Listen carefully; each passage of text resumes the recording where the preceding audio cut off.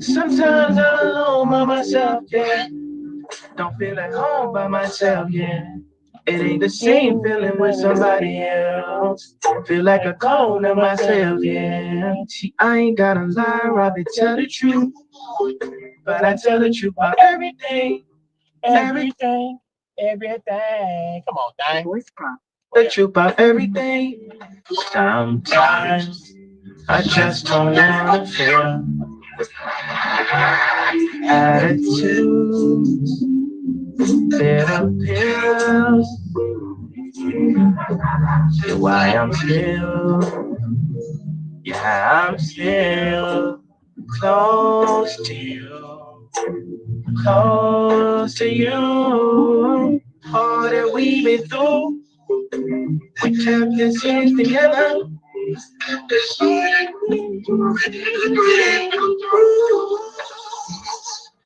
Well, I said it once, I say it again. Good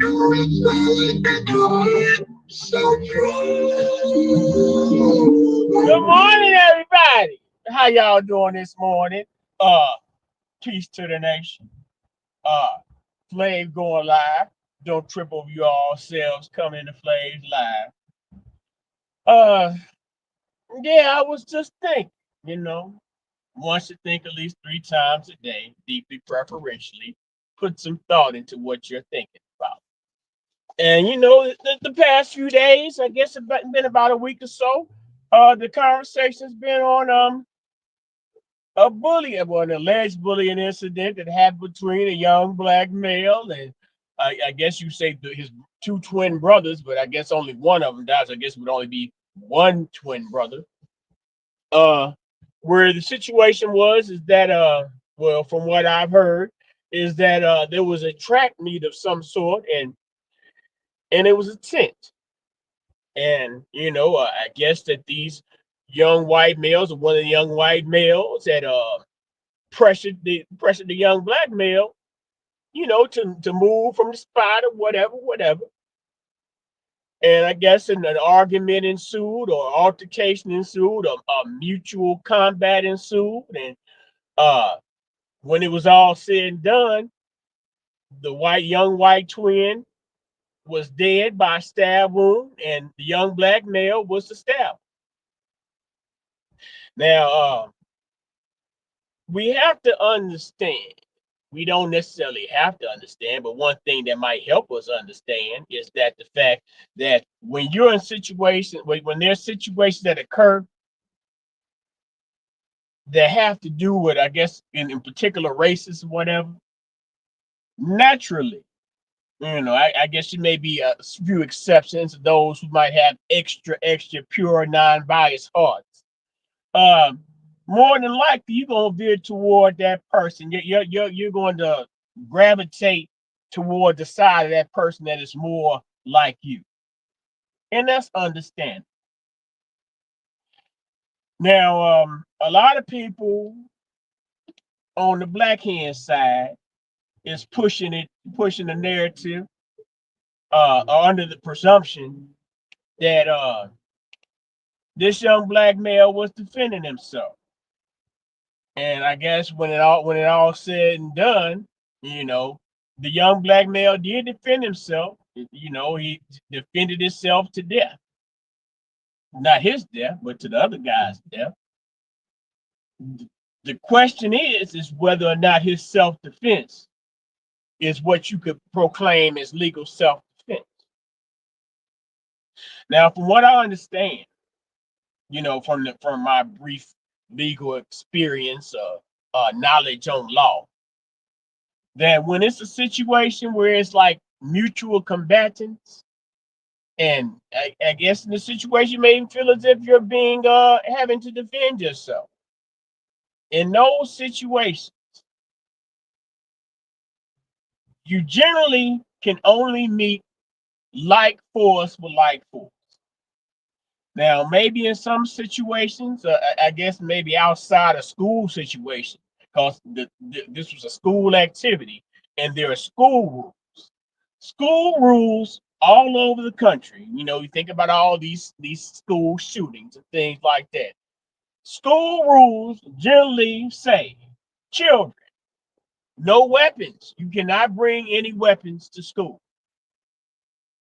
Now, maybe the young man felt he was in fear, and he had the white maybe the young white male scared him, but if that was the case, and when you picked up the knife and put it in your bag and brought it to the track event, uh, somewhere along that time, young man, you probably should have took the opportunity to tell somebody. And even if you didn't tell somebody, you want to somehow put yourself in a position where you don't necessarily have a confrontation with this person if you're scared of.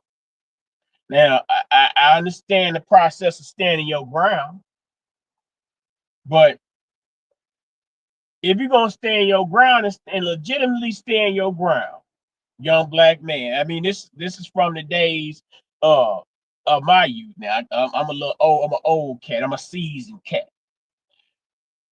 You either gonna fight the boy head up,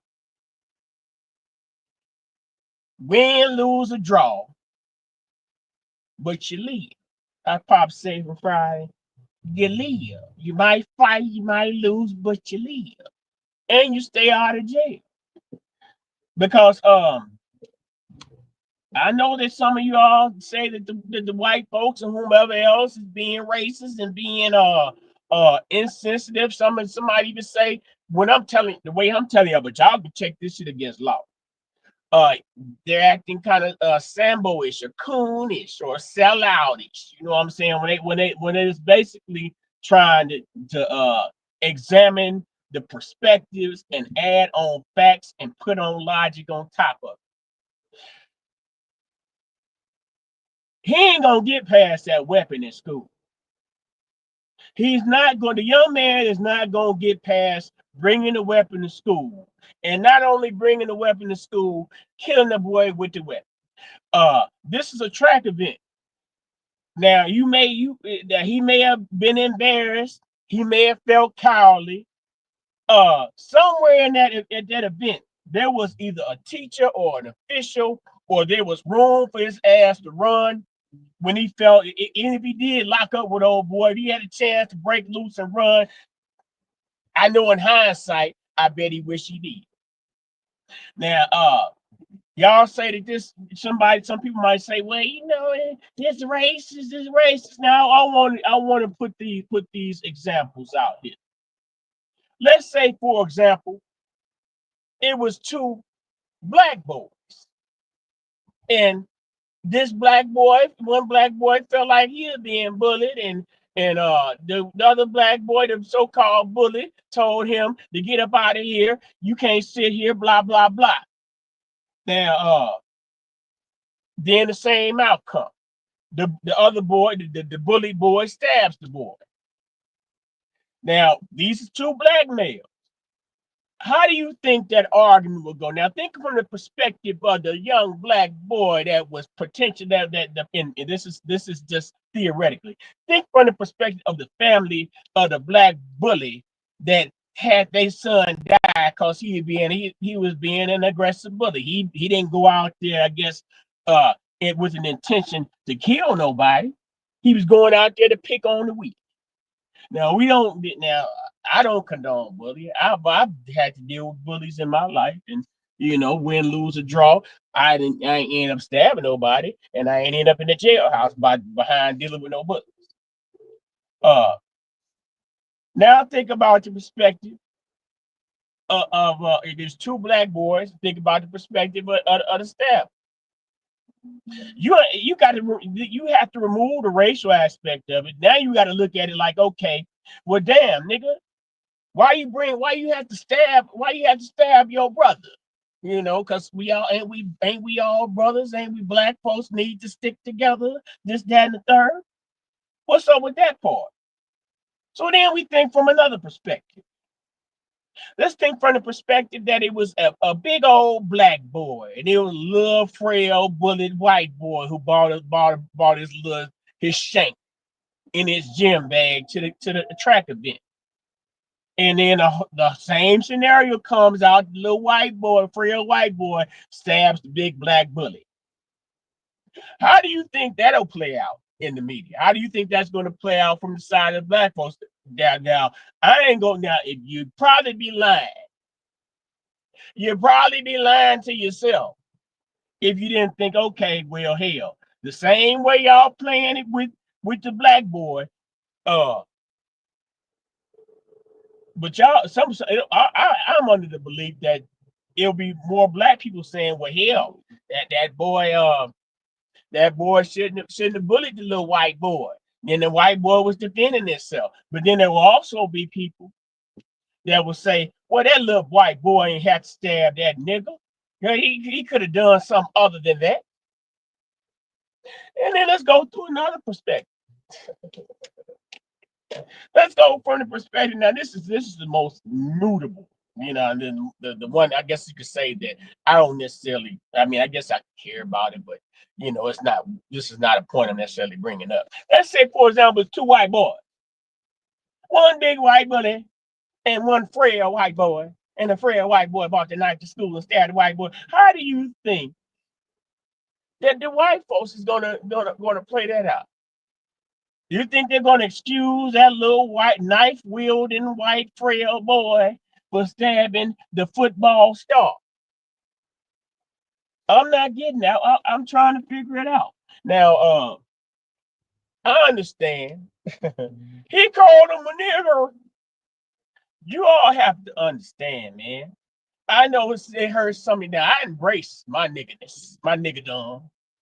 I understand that some of y'all take your feelings. Now, where the fuck is you going, buddy? It's a red light, and you got to speed. Why you got to speed past me? But that's not important. I understand that some people getting their feelings about certain things, and you don't have the resolve to keep your cool. But I think some people still believe that okay, if somebody white called me a nigga, I got the right to whoop their ass. No, you don't.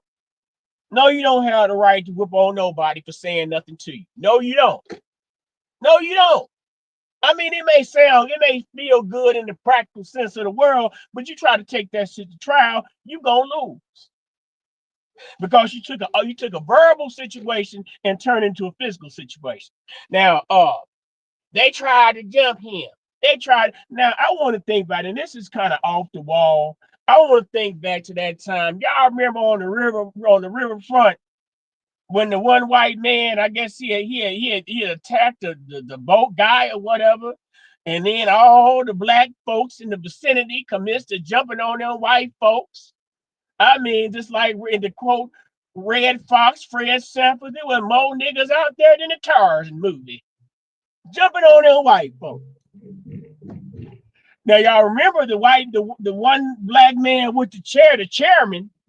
He got some young charges on him, but I guess I don't know. I want to remember whether he swung the chair on a woman or whatever the fuck he did. But I recall that it was black people trying to justify that shit. I don't get it, black people. So many of us, and I'm not, I'm not going to excuse the victimization by saying that some of us do unnecessarily put on the victim cloak when it's unnecessary. Sometimes you need to save them garments of victimization for more important things. This shit right here is some shit a dumb kid did. And this kid gonna have to pay for what he did. And ain't no amount of typing and no even this video I'm doing here ain't no amount of essays and theses and blogs and all that little white that black boy. I'll just say this: Karmelo will never see the light living his best free life.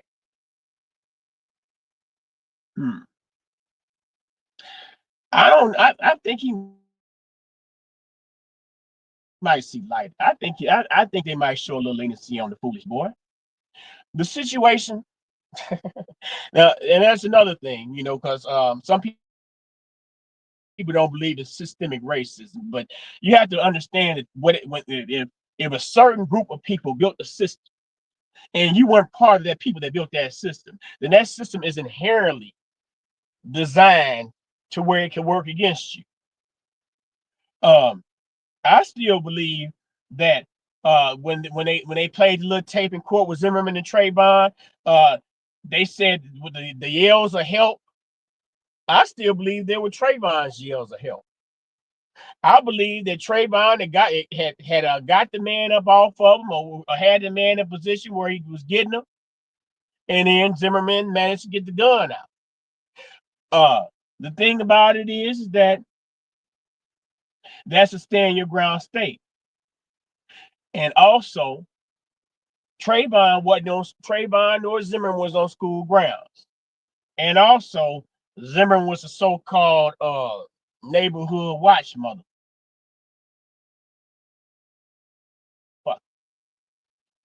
I firmly believe that there was injustice in the Trayvon Martin case. But this right here ain't the Trayvon Martin case. This ain't George. This ain't the Zimmerman trial situation. This ain't the same. It ain't the same at all, because Trayvon and Zimmerman situation, that was a happenstance meet, and Zimmerman was trying to play super cop, and he ended up getting his ass in a twist. Luckily, his daddy was a judge, lawyer. Like, he had the protection. He not only was he Hispaniola, he was also part Ashkenazi Jewish. So he was already had the lineage for the protection.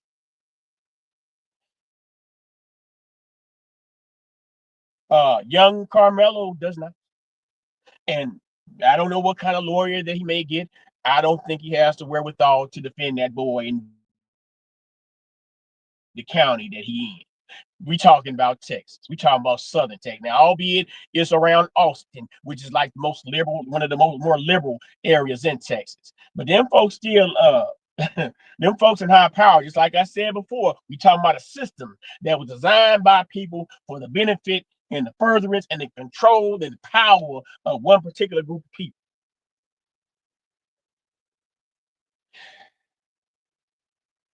I he There's a probability maybe they might go light on young Carmelo. I don't know. It's all gonna play the character witness, and just like my buddy Mr. Charleston, they talk so bad about Mr. Charleston going against the narrative. He's on the side. He ready to donate money to the poor dear white boy family, because when you think about it, even though the white boy misbehaved, he ain't had no bit. He didn't have to die. Uh, and that boy family is suffering a loss, because if they'd have just fought, Carmelo might have got his ass whooped, but both of them would have lived, and Carmelo wouldn't have any charge. Charles White was a youth mitigation specialist in Texas. He's familiar with these areas. He's familiar with the courts in these areas.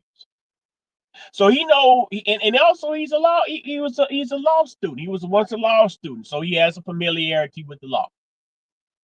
Right now, he has, in his own particular character wise way, he has certain sections of the social media world inflamed with fury, because he's standing on the side of the white boy.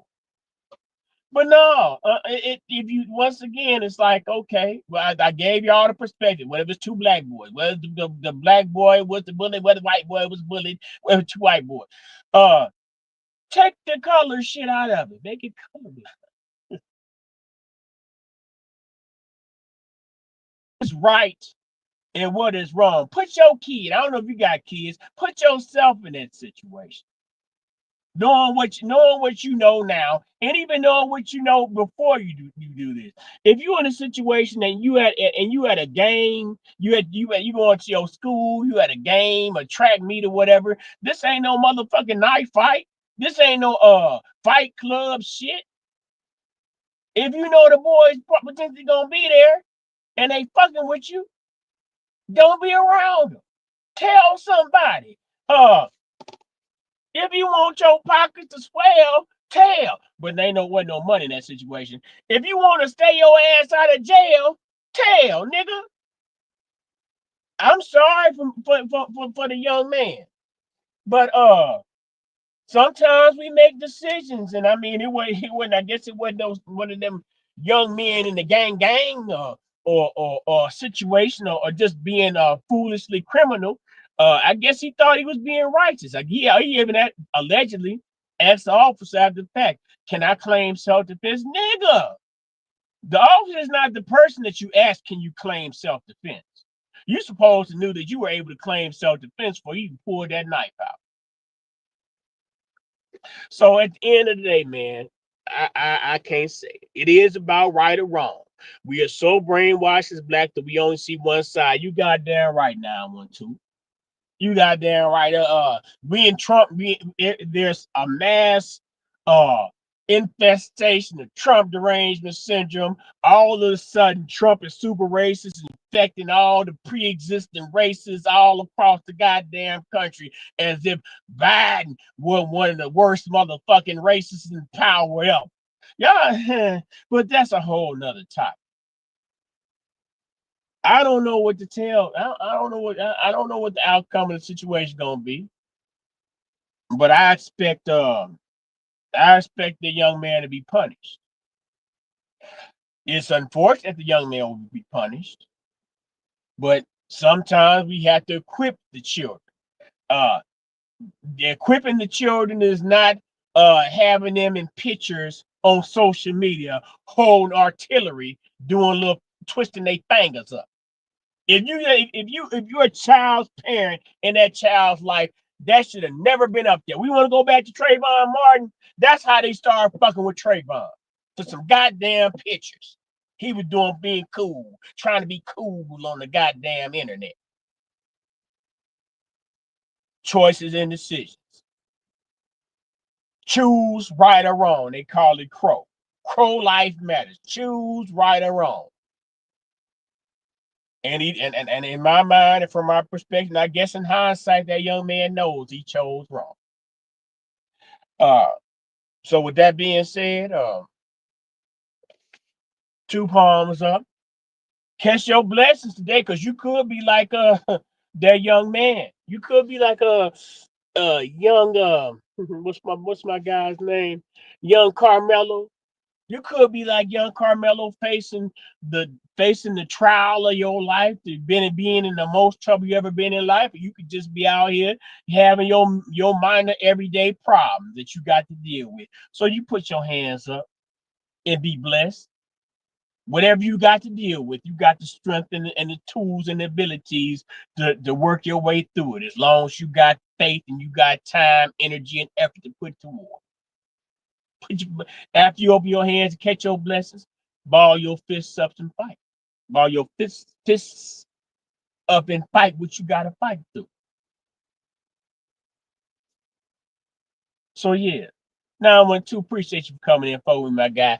Uh, yeah, that's my nigga Ken. He must be on Facebook commenting. Yeah, man, Ken, man, dude in trouble, man. Dude in trouble, and all that whining and all that protesting and shit and all these theories these niggas got online ain't gonna help that little nigga. Uh, he got to go fund me. Guess both of the kids got to go fund me. Guess who go fund me is swole to the limits. Guess who GoFundMe is struggling? But guess who got the most typing and shit to go back and forth with random crackers online? The nigga folk. The African American black people. Peace and love. Nigga Nation enough. I'll holler at y'all next go around. Thank you for your time. Sandra, hey, I'll holler at you, baby. See you on Dewberry page. I'm about to get on off here.